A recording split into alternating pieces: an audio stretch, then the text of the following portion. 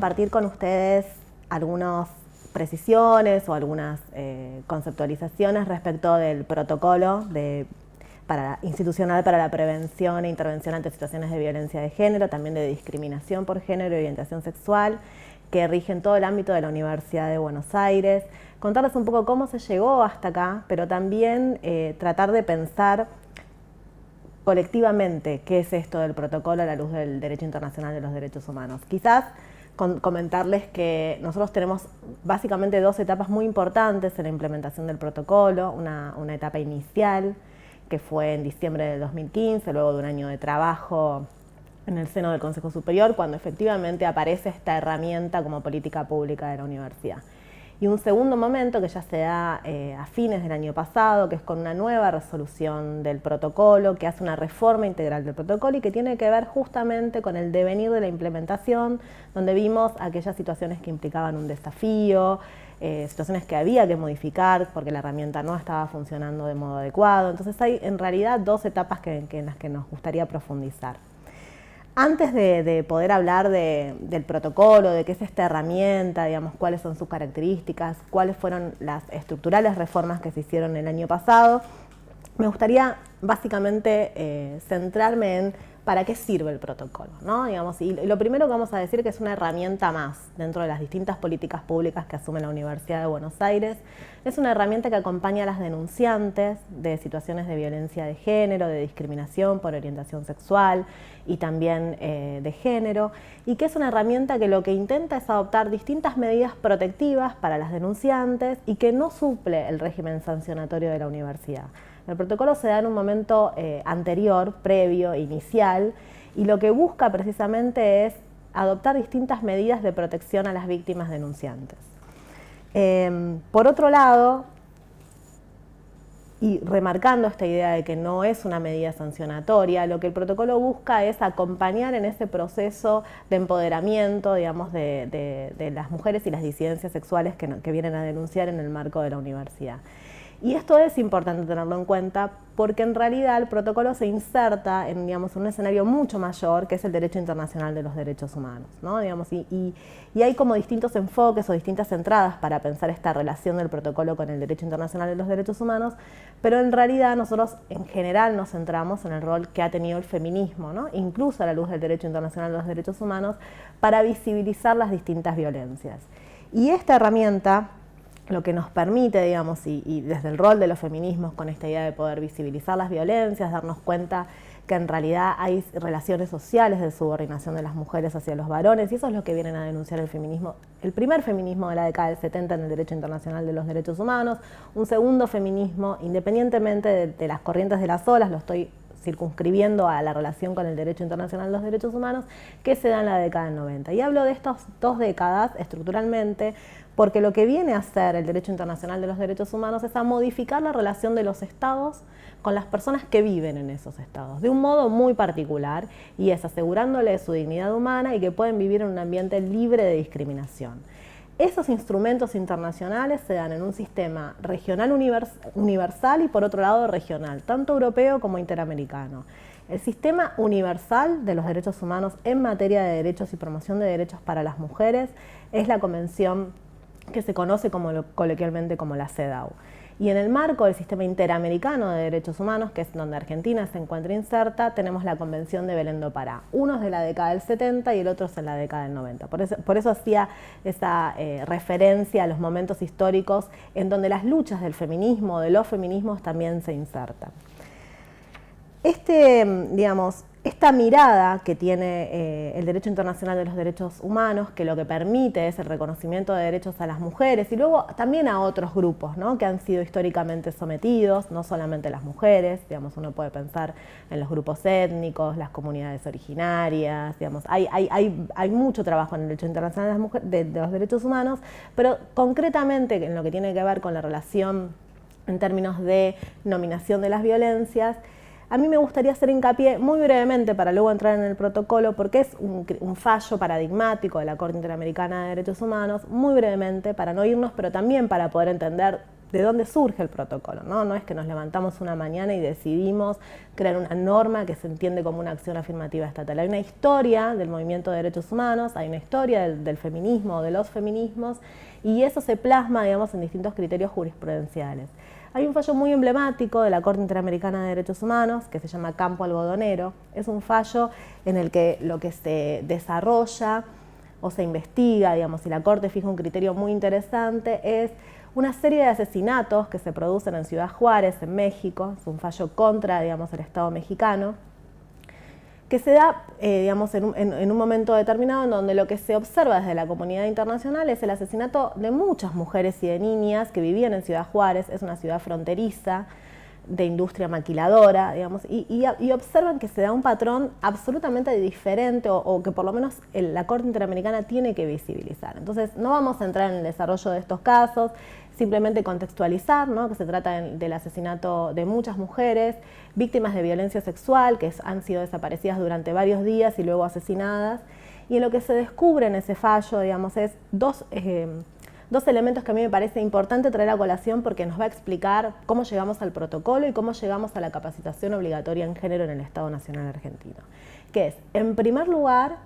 que por primera vez se nomencla ese tipo de violencia como una violencia de género y se establece que lo que ocurrió en Ciudad Juárez son feminicidios, ¿no? Y ahí hay todo un debate sobre si se tratan de femicidios o feminicidios, pero lo que marca la diferencia en los feminicidios, lo que plantea la Corte Interamericana de Derechos Humanos, es que digamos, asesinato de mujeres se da en un contexto de género, es decir, hay un cariz de subordinación de las mujeres hacia los varones, estos constructos culturales patriarcales que explican esos asesinatos y que esas situaciones hay que desmantelar. Y no solamente nomencla por primera vez el feminicidio a la luz del derecho internacional de los derechos humanos, que luego esto es tomado por la Ley Nacional de Violencia en Argentina, sino que también remarca y resalta el rol ineficiente que ha tenido el Estado en esas investigaciones. Entonces, no solamente nomina la victimización primaria, sino que también hace lugar y plantea fuertemente la idea de una victimización secundaria, que es cómo se mal investigaron esos hechos y fundamentalmente lo que busca la sentencia es advertir que por supuesto se tienen que reabrir las investigaciones, ¿no?, que esto es el deber, lo que se llama el deber de investigación en el derecho internacional, pero también refuerza la idea de un deber de prevención en donde hay dos ejes centrales: la estandarización de protocolos para la actuación de estos casos, por eso traigo a colación el fallo de la Corte Interamericana de Derechos Humanos, y por otro lado la necesidad de la capacitación en género, en ese caso puntual para los funcionarios judiciales, digamos, pero que también lo hace luego en fallos posteriores extensivos a todos los roles del Estado, ¿no? Entonces, ese fallo hace un quiebre central en el derecho internacional de los derechos humanos respecto de los derechos de las mujeres. Y ese quiebre central tiene que ver con cómo se piensa la igualdad, porque este es el punto central para pensar el protocolo. El protocolo es una herramienta que nos permite instaurar una pedagogía de la igualdad, que permite desmantelar situaciones o relaciones sociales de subordinación que han sido a lo largo de la historia, por supuesto, de las mujeres hacia los varones. Entonces, esa subordinación de las mujeres hacia los varones y de las violencias que sufren las mujeres, pero también las disidencias sexuales, porque si bien este fallo habla de las mujeres, es importante tener en cuenta, vemos que el protocolo es más amplio en esa visión. Lo interesante de pensar el protocolo como una pedagogía de la igualdad también surge de este concepto de igualdad estructural al que remite el fallo de la Corte Interamericana de Derechos Humanos. La Corte entiende y resuelve, y el sistema regional de derechos humanos, sobre todo el sistema interamericano de derechos humanos, trabaja una idea fuerza central que es entender que uno tiene que salir de la ficción de un Estado neutral frente a la igualdad. Es decir, no hay una igualdad formal, sino que lo que hay que trabajar son en las situaciones de desigualdad estructural, ¿no? Grupos entre los que se encuentran las mujeres estructuralmente, que han sido sometidos a lo largo de la historia y que entonces la obligación del Estado es desmantelar fuertemente, rápidamente, urgentemente esa situación de sometimiento histórico. Quiebra este concepto de igualdad formal, el típico concepto de igualdad como no discriminación en términos del liberalismo, digamos, ¿sí? Y ahonda en una idea de la igualdad que se define como concepto sociológico de igualdad o como igualdad estructural, que trabaja en esta línea de hundirse en la asimetría. Refleja que hay una relación asimétrica, la profundiza, la visibiliza e intenta desmantelarla. Es decir, a mí me parece interesante hacer hincapié en este concepto de la igualdad porque es un quiebre enorme en el derecho internacional de los derechos humanos. Es otro modo de enfocar digamos, estas políticas públicas, porque lo que va a exigir un concepto de igualdad sociológico es el desmantelamiento de la situación de desigualdad.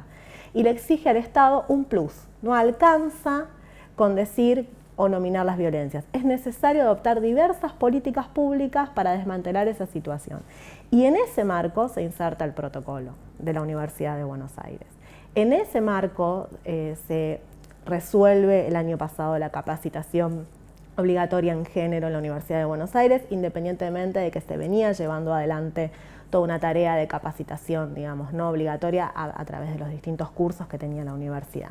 Pero me parece importante anclar, digamos, ¿por qué tenemos este protocolo? ¿De dónde viene? ¿Cuál es el contexto internacional? ¿Cómo funciona el derecho internacional de los derechos humanos para poder pensar esta herramienta como una pedagogía de la igualdad? Y ahora sí, ya entrando más fuertemente en el protocolo, plantearles que, como les decía, digamos, al inicio de esta conversación, hay dos momentos. Hay un momento fundacional, donde se plasma, digamos, luego del trabajo durante un año en la Comisión de Interpretación y Reglamento de la Universidad,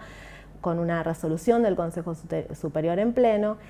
Y en el año 2018 se resuelve crear una comisión asesora de la implementación del protocolo, ya luego de 2 años de entrada en vigencia formal del protocolo.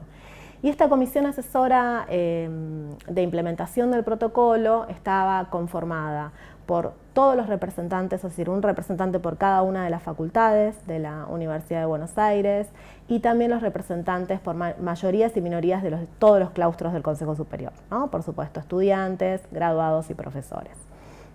También integra, digamos, el circuito no docente. Y en esta línea, digamos, a mí me parece importante decir que ese informe, que luego fue receptado por el Consejo Superior en la última resolución, genera modificaciones estructurales e integrales al protocolo. Las reformas que nosotros vimos es que el protocolo prevé, en la versión anterior, solo situaciones con lo que nosotros definimos como hechos con connotación sexista o sexuada, es decir, el acoso sexual y la discriminación, pero no los delitos sexuales. Y lo que nosotros vimos en la praxis es que la mayoría de la demanda, digamos, de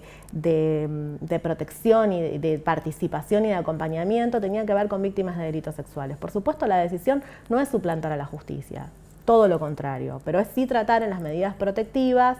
en las víctimas de violencia sexual, acompañarlas, trabajar en su empoderamiento para la denuncia judicial, pero poder tener ese acompañamiento integral porque genera una situación de desigualdad muy profunda, ¿no? Las violencias que son consideradas delitos y en este sentido las más graves, por lo menos desde el derecho, quedaban absolutamente desprotegidas para la universidad. Lo segundo y más interesante es que se refuerza la idea de una competencia descentralizada del protocolo. Cada unidad académica aplica el protocolo y en todo caso lo que hace la universidad y el rectorado es tener competencia originaria respecto de los hechos que ocurran en el marco del rectorado y del Consejo Superior y fija lineamientos y pautas generales para el diseño de esas políticas públicas descentralizadas. Dentro de ese diseño hay varias herramientas con las que venimos trabajando, guías o lineamientos de trabajo para la confección de las entrevistas, los modos de realizar las actas, cuáles son los estándares mínimos que tienen que tener los informes de riesgo, de modo de poder homogeneizar en el ámbito de la universidad nuestros pisos de trabajo y de consensos con todas las unidades académicas.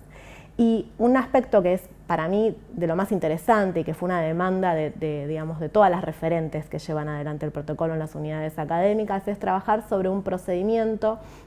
especial de seguimiento que no son en los casos de activación de denuncias y que permite no solamente recurrir al dispositivo sanción, ¿no? Que es como la primera herramienta con la que se cuenta, ¿no? Cuando uno decide medidas cautelares urgentes de suspensión, de traslado, digamos, de la persona denunciada de área y demás cuestiones, sino trabajar en esta pedagogía de la igualdad, en un desmantelamiento de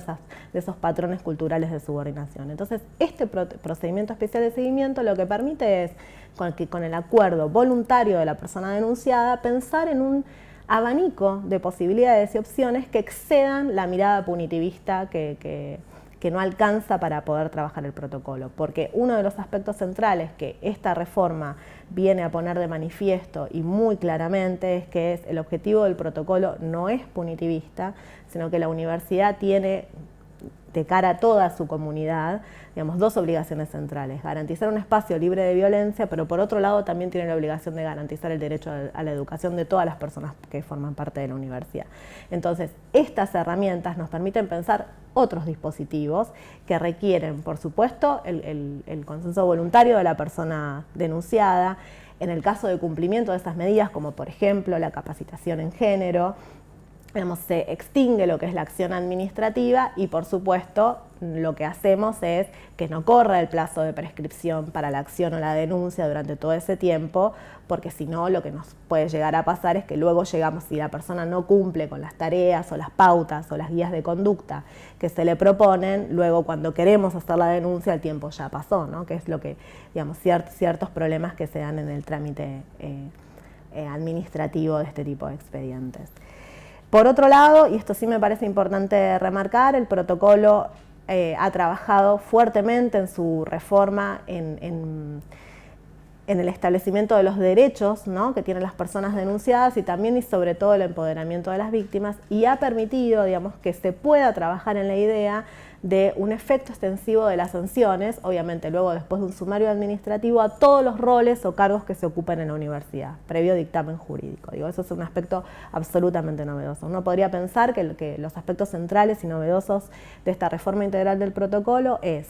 los casos que contempla, es decir, la incorporación de los delitos sexuales como caso, el establecimiento de este procedimiento especial de seguimiento, que lo que implica es trabajar en otras líneas no punitivistas, de corte pedagógico, la competencia descentralizada del protocolo y, por otro lado, y finalmente, comentarles que hicimos una fuerte modificación en el régimen de confidencialidad. Se estableció como mucho más claramente los alcances de la reserva de identidad, cómo hacemos para evitar que la información se filtre, y se estableció como falta de la universidad, digamos, la violación del régimen de confidencialidad respecto de la tramitación de estos expedientes. Por supuesto, queda muchísimo por hacer. Nosotros este año vamos a trabajar fuertemente, digamos, en la capacitación de las referentes, en el modo de tomar las entrevistas, en el modo de abordar la problemática, pero sí me gustaría comentar que desde el inicio, digamos, de esta política pública acá, todas las unidades académicas han designado sus referentes, se han sumado todas las escuelas medias de la Universidad de Buenos Aires, el CBC, la Dirección de la Obra Social de la Universidad de Buenos Aires, y que eso permite generar espacios de reflexión colectiva. Nosotros nos reunimos una vez por mes para poder trabajar sobre estas cuestiones, fijar lineamientos, digamos, y esto lo que implica es que entre todas y entre todos, los que formamos parte de la Universidad de Buenos Aires, podamos trabajar en una universidad libre de violencia.